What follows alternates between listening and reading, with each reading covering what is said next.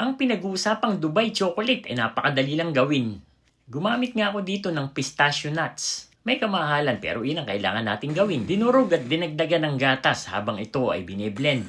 Set aside muna natin yan sa isang kawali. Inaglagay tayo ng butter, konting gatas at white chocolate.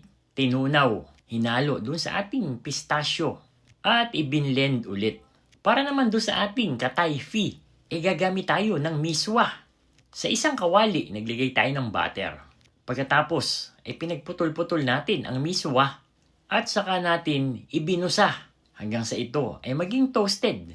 Isama na natin doon sa ating pistachio mixture. Haluin mabuti at saka natin bilugin. At para naman doon sa ating coating, gagamit tayo ng marshmallows, powdered milk at cocoa powder. Nilagay natin sa microwave. Kung wala kayong microwave, pwede naman sa kalan. Basta ang importante ay mapaghalo-halo natin at mapalabas natin ang texture na kagaya nito.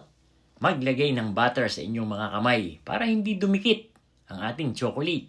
Bilugin mo lang, pagulungin sa cocoa powder at presto, meron ka ng Dubai Chocolate Bites.